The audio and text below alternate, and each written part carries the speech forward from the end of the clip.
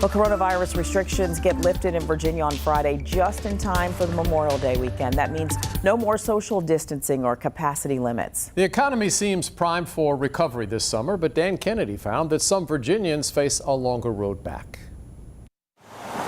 From the looks of it, downtown Norfolk looks largely the same now as pre-pandemic. The tide never stopped running. Restaurants largely stayed open, and Scope Arena became a venue for vaccines instead of sports.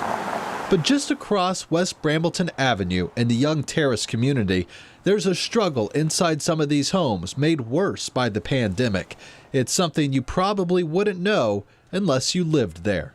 In Norfolk, overall, the food insecurity rate is about 14.5%. In this community, the food insecurity rate is 57%. I can't do it, buddy. Almost 3 out of 5 people in Young Terrace are food insecure, meaning they lack access to enough nutritious food for a healthy lifestyle.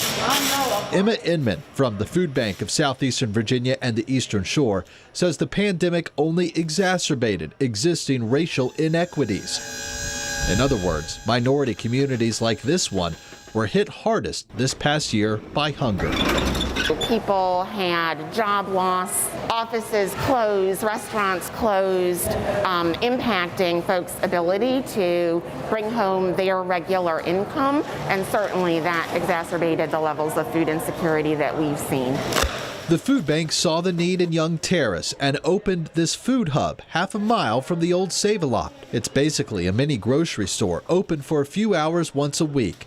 Neighbors can grab enough groceries to feed their family for that week, and they can do it for free with no questions asked. To make matters worse, people who live in this area of downtown Norfolk live in a food desert. That means groceries are hard to come by, but it wasn't always the case. This used to be a Save-A-Lot store off Church Street, but it shut down in June in the middle of the pandemic, meaning people who live in this area were forced to find food elsewhere.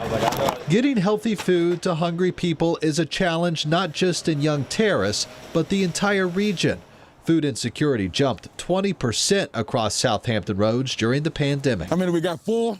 All the way up, all the way up. Every other month, the food bank hands out boxes of food at this drive-through food pantry at the Virginia Beach Amphitheater. Last month, they distributed food to more than 1,400 households, and they'll do it again in a few weeks. Grateful just to know tomorrow's not a day that we have to worry about food.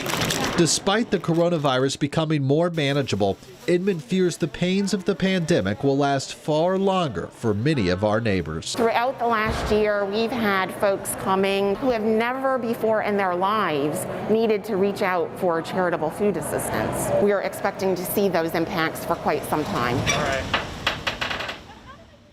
As we turn the corner on the pandemic, Dan Kennedy is taking a closer look at economic recovery efforts in Hampton Roads. Join us tomorrow for a 13 News Now special, Left Behind, Struggles and Survival. It airs right here on 13 News Now at 5:30.